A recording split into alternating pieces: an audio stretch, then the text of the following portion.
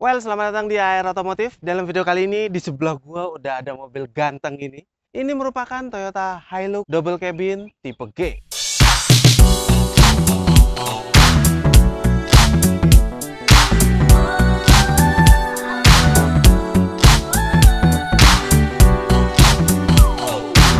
Anyway, ini merupakan Toyota Hilux 2400 cc tipe G dan bertransmisi manual. Mobil ini memang menggunakan platform yang sama dengan Toyota Fortuner dan juga Toyota Kijang Innova Reborn. Mesinnya yang dipergunakan pun sama dan model sasisnya pun sama karena dia menggunakan model sasis leather frame. Mobil ini sebuah double cabin pickup karena ya memang mobil ini dikeluarkan dalam dua jenis. Yang pertama itu ada single cabin dan yang ini yang double cabinnya. Mobil ini sebenarnya memiliki pesaing-pesaing seperti Mitsubishi Triton, kemudian Ford Ranger dan double cabin lainnya.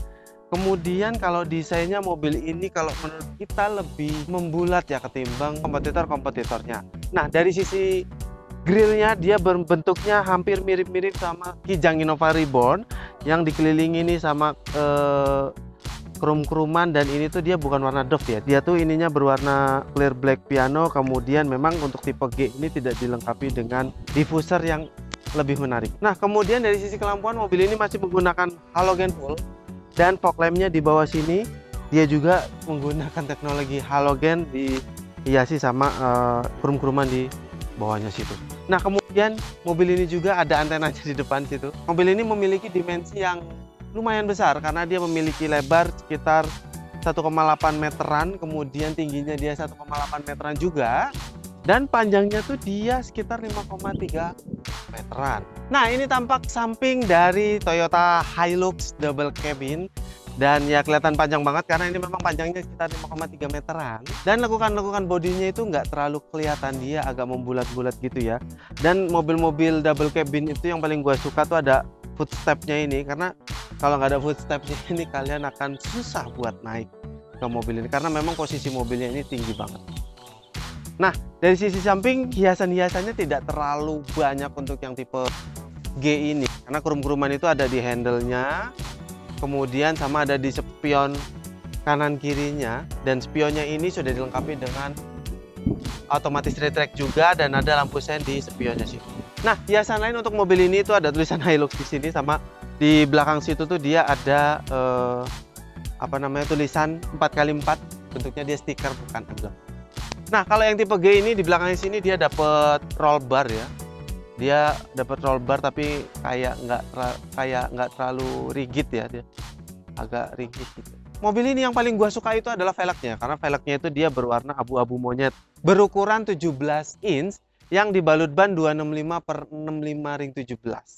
Nah, kalau dari sisi pengereman sendiri, mobil ini depan menggunakan ventilasi disk, dan yang belakang itu dia masih rem. Nah, ini dia tampilan belakang dari Toyota Hilux ya. Memang tidak banyak hiasan-hiasan berarti karena memang mobil ini kebanyakan dipergunakan di medan-medan berat seperti di area tambang ya, pokoknya yang main-main lumpur, yang main berat-berat medannya, pokoknya mobil ini peruntukannya di sana. Jadi memang tidak terlalu dikasih banyak hiasan-hiasan.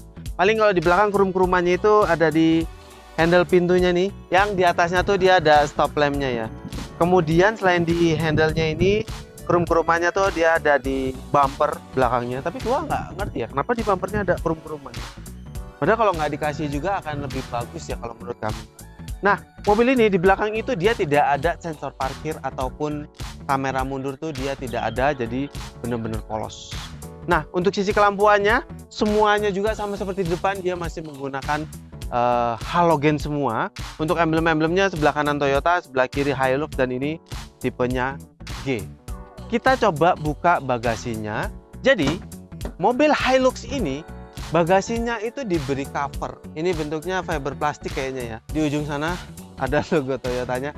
Dan gua agak nggak paham kenapa kanan kirinya tuh dia ada kayak buat pengait ya. Mungkin buat pegangan kali ya.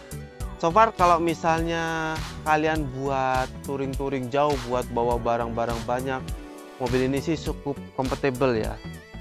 Karena dia bisa bawa barang-barang banyak berat karena memang peruntukannya mobil ini.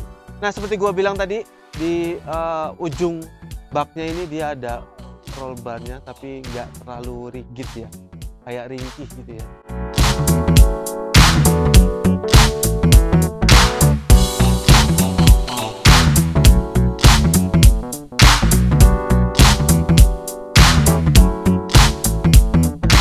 Oke, gua duduk di bangku belakang dari Toyota Hilux double cabin dan so far duduk di sini nggak enak.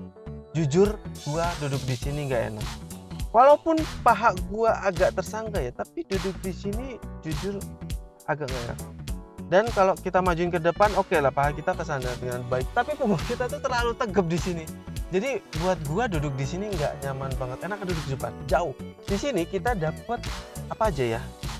Kita di sini nggak dapat apa-apa loh. Asupan listrik nggak ada, AC kita dari depan. Dan kalau kita duduk berdua di sini kita dapat armrest yang di sini tuh dia ada cup holdernya 2 biji.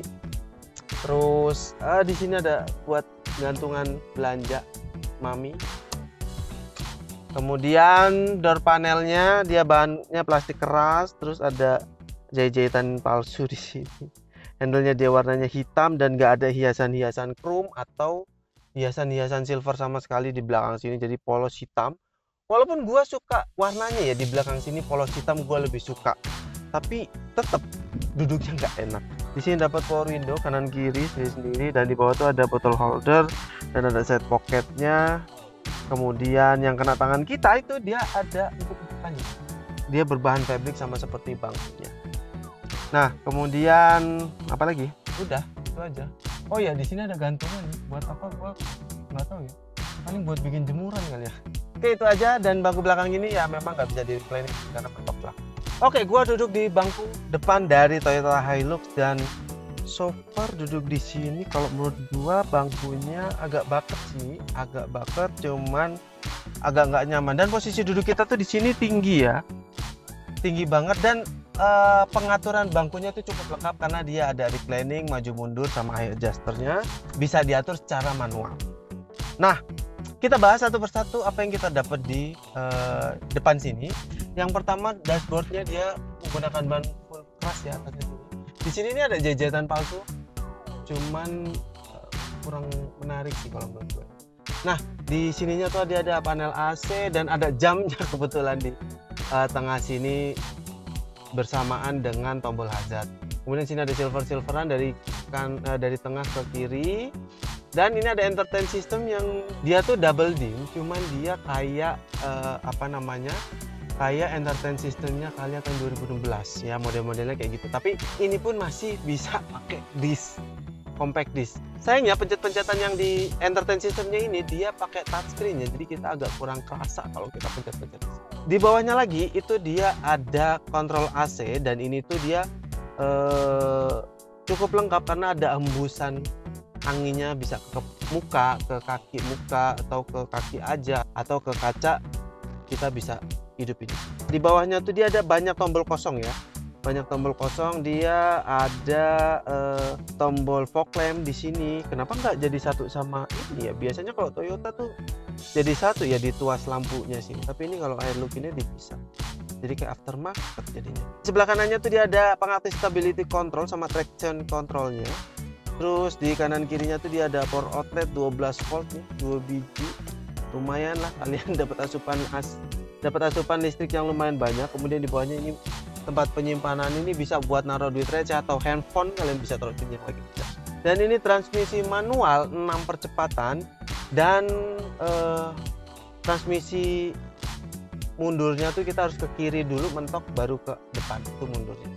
Nah ini dikelilingi sama warna silveran, terus di sini ada kayak tombol kosong. Gue agak nggak suka sebenarnya tombol-tombol. Kemudian di belakangnya ada cup holder satu dan belakangnya tuh buat naruh apa ya? Handrem masih manual dan ini ada console box yang dia bahannya tuh bahan fabric ya, yang ada jahitan asli. Kalau ini dibuka pun dia ada tempat penyimpanan yang lumayan besar. Nah selain di console box ini tempat penyimpanan tertutupnya tuh di sini ada di atas ini nih yang lumayan besar. Ini sama kayak teman-teman seplatformnya juga ada di situ. Kemudian di bawahnya sini yang cukup besar juga. Di bawah AC penumpang depan tuh dia ada cup holder ya buat taruh minuman kita biar tetap dingin. Selain di sebelah kiri, sebelah kanan juga ada di depan AC itu dia ada cup holdernya lumayan. Kita berbicara ke instrumen clusternya. Instrumen clusternya tuh dia masih pakai jarum-jaruman karena ya memang masih tidak terlalu modern. Kanan kiri bulat-bulat, tengahnya tuh dia MID ya, walaupun nggak terlalu modern tapi MID-nya cukup lengkap. Setirnya dia menggunakan bahan agak keras ya, tapi empuk sih, empuk. Kemudian dia ada tombol-tombolan seperti biasa, sebelah kiri buat entertain system, sebelah kanan dia buat atur MID. Nah, setirnya ini dia bisa di setel tilt dan juga teleskopik. Nah, jadi kalian kalau bawa mobil ini itu posisi berkendaranya bisa ergonomis karena setirnya bisa di setel tilt dan teleskopik, bangkunya bisa di setel lengkap, high adjuster, reclining sama maju mundurnya. Oh ya, ada yang ketinggalan. Buat atur transmisi 4x4-nya dia ada di sebelah panel AC ya. Dia bentuknya apa namanya? Kayak tuas AC. Oke, kita lanjut sebelah kanan, dia ada panel AC of course, dan ini ada start stop engine bottom yang ditutupin karena memang mobil ini belum keyless, dia masih pakai kunci. Kuncinya tuh kayak gini, dia masih sama kayak Kijang Innova Reborn ya, masih pakai kunci yang tipe G. Di sebelah kanan itu dia selain ada cup holder itu tidak ada pencet-pencetan, dia ada banyak tombol-tombol kosongan doang sih di sini. Paling tuas bawah itu tuas buat buka kap mesin atau buat bahan bakarnya. Kemudian di door panelnya dia menggunakan bahan plastik keras, tapi yang kena tangan kita di armrestnya sini dia menggunakan bahan fabric sama seperti yang di console box. Dan dia sudah ada power window-nya 4 titik dan yang otomatis hanya di pengemudi depan aja. Kemudian ada door lock, ada windows lock, dan juga ada apa nih namanya, electric mirror yang gue bilang tadi, dia udah otomatis triplek. Bawahnya tuh dia ada bottle holder sama tempat ada set pocketnya, tapi nggak terlalu besar, tapi ya oke lah. Nah, di tengah sini dia ada spion tengah yang ada dynamic view-nya, lampu baca yang masih halogen, semuanya halogen berarti ya di sini lampunya. Kemudian ada tempat penyimpanan kacamata, sun visor kanan kiri yang ada kacanya yang sebelah kiri penumpang. Ini hand grip buat naik. Ini hand grip juga yang buat naik karena ini posisinya tinggi, jadi ini sangat membantu sekali. Nah, untuk yang tipe G ini di pojok pilar A-nya situ dia ada tweeternya ya. Jadi kayaknya musiknya di sini agak oke.